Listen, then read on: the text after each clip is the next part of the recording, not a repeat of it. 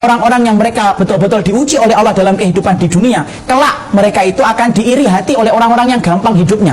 Karena dalam sebuah hadis yang sahih diterangkan, Allah itu ketika menghisab manusia, Allah bagi manusia itu jadi dua.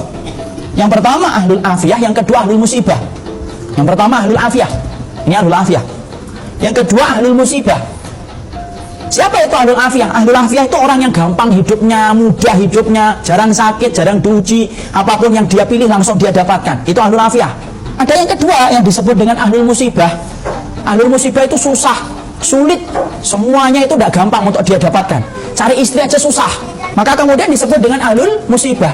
Ketika pertama kali Allah menghamparkan pada mahsyar dan menegakkan mizannya, maka Allah itu suruh kepada para malaikat, oh subuh, kalian hisab ini mereka ini.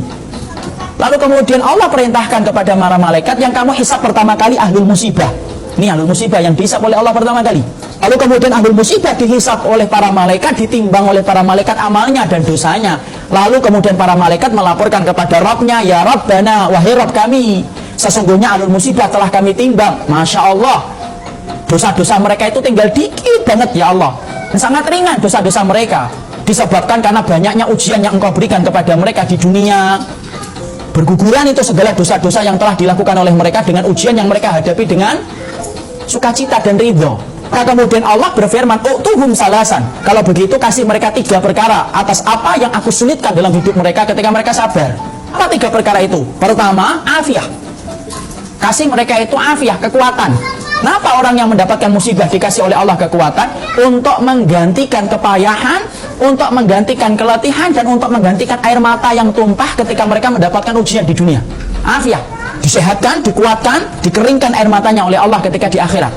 Kemudian yang kedua, kasih mereka itu adalah khairan. Apa itu khairan? Kebaikan. Apa itu kebaikan kalau sudah di akhirat? Tidak ada kebaikan kecuali adalah surga. Sudah kayak gitu, masih ditambah lagi oleh Allah. Kasihkan kepada mereka mangzilah. Apa itu mangzilah? Kedudukan yang sangat tinggi. Dimana akhirnya para malaikat-malaikat Allah membangunkan sebuah tempat yang sangat tinggi di surga. Sampai-sampai ahlul afiyah ketika melihat tempat itu, mereka mendongakkan kepala mereka. Saking tingginya tempat itu berada di surga.